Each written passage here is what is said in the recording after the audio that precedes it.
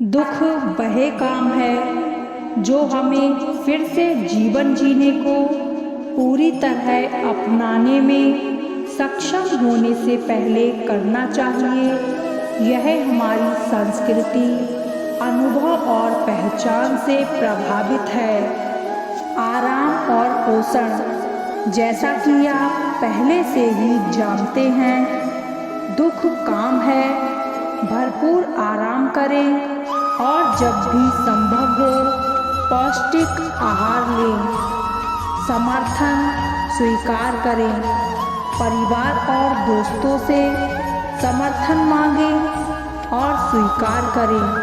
वे मदद करने के लिए उत्सुक होंगे, लेकिन अक्सर इस बारे में अनिश्चित होंगे कि क्या किया जाए।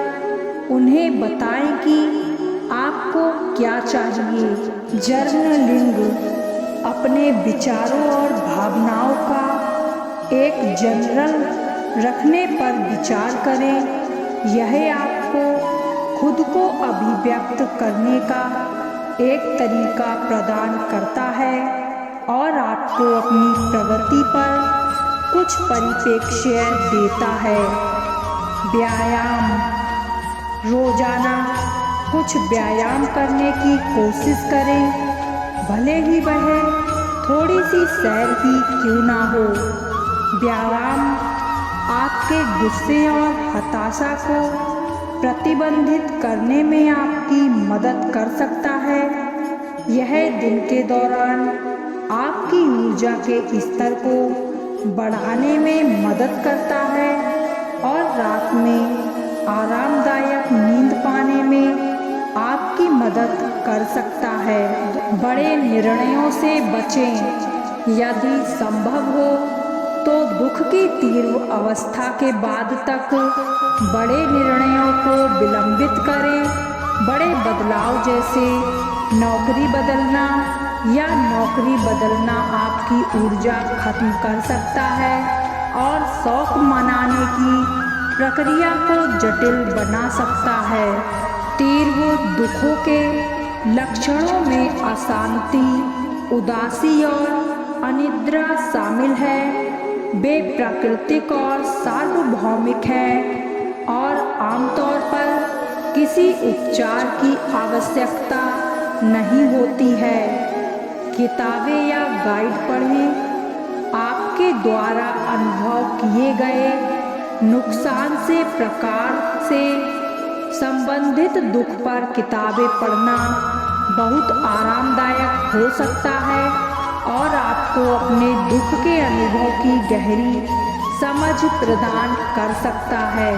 अपने आप को वह करुणा दें जो आप दूसरों को देंगे। अपनी दुख यात्रा के बारे में स्वयं के प्रति सौम्य रहें। जब लोग संकेत देते हैं कि आपको इससे उबर जाना चाहिए, तो उन्हें धीरे से याद दिलाएं कि हर कोई अलग तरह से दुख का अनुभव कर सकता है और उन्हें बताएं कि वे आपकी कैसे मदद कर सकते हैं। यादें साझा करें। अपने प्रियजन के बारे में यादें साझा करें।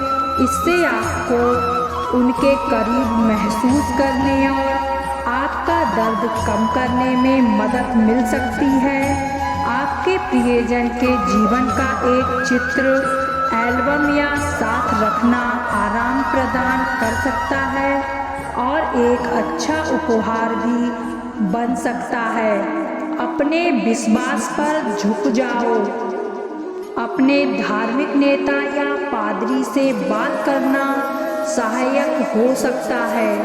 आपकी मान्यताओं के अनुरूप आध्यात्मिक पाठन आपको कुछ परिप्रेक्ष्य देने और इस समय में आपका समर्थन करने में मदद कर सकता है।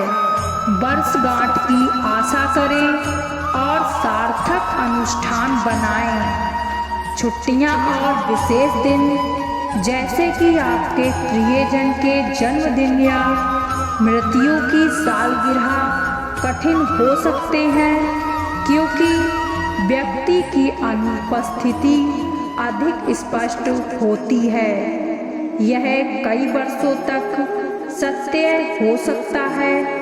आप इस समय को कैसे व्यतीत करेंगे, इसके लिए पहले से योजना बनाएं और अपने प्रियजन को याद करने के लिए कुछ अनुष्ठान विकसित करें। उदाहरण के लिए भोजन के समय मोमबत्ती जलाएं या उसका पसंदीदा संगीत बजाएं। विशेषज्ञों से इनपुट प्राप्त करें। अपने प्रियजन की संपत्ति या वसीयत के संबंध में किसी अकाउंटेंट या वकील से सलाह लेने से आपको अस्वस्थ होने में मदद मिल सकती है। इन मामलों को ठीक से संभाला जा सकता है, जो आपके तनाव को कम करने में मदद कर सकता है। रोग को स्वीकार करने, उसका बखान करने में किसी बहादुरी की जरूरत नहीं होती, लेकिन दोष स्वीकार करने में साहस जुटाना पड़ता है। मनोरंजन और गपशप के लिए हम समय सीमा नहीं बांधते, लेकिन प्रवचन सुनने के लिए हमेशा समय कम पड़ जाता है।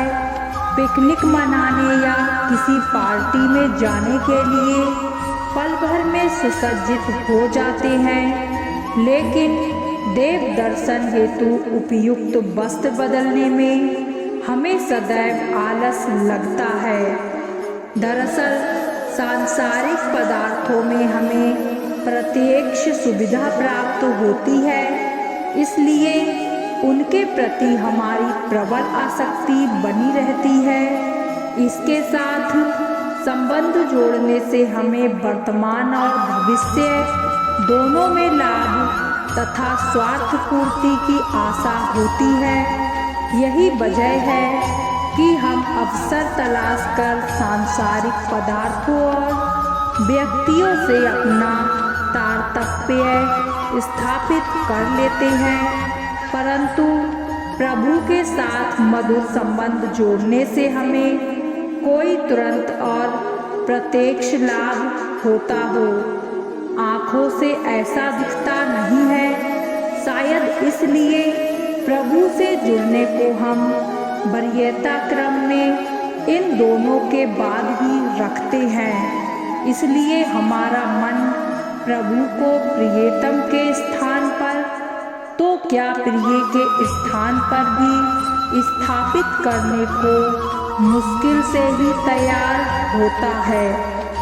हम जानते हैं कि प्रभु नाम में ही वह शक्ति समाहित है जो हमारी आत्मा को पवित्र बना सकती है। उसके स्मरण मात्र से ही पाप कर्म पलायन कर जाते हैं।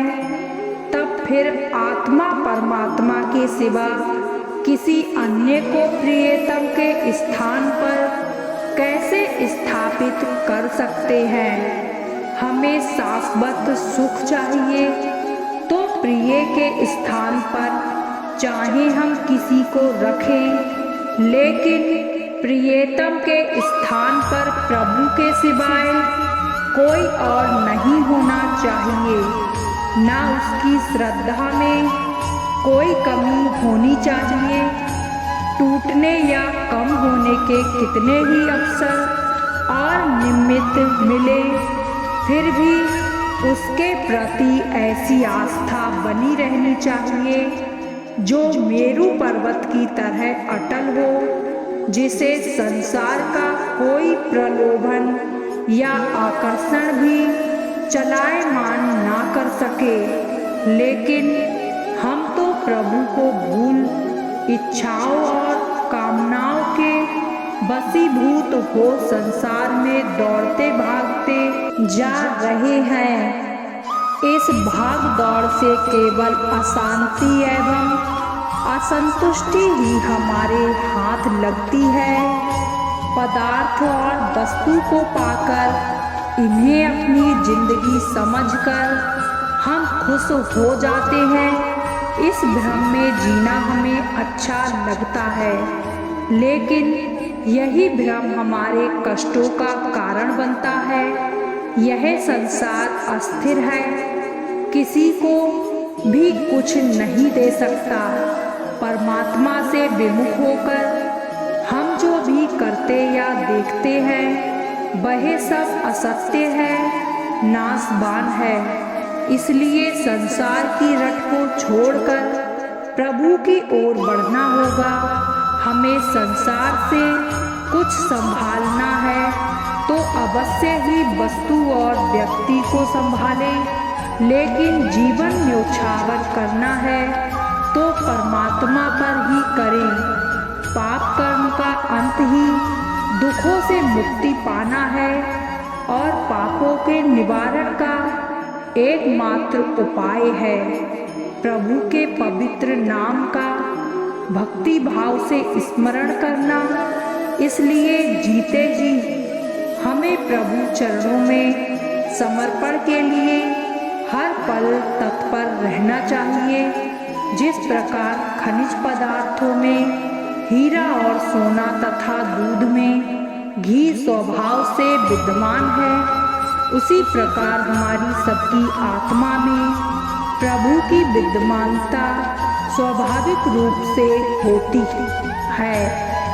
बस जैसे घी पाने के लिए दूध को तपाकर मथने हैं, हीरे को तराशते हैं, खनिज में स्वर्ण खोजते हैं, वैसे ही हमें चिंतन मनन और आत्म मंथन कर अपने हृदय में बसे प्रभु को खोज निकालना है।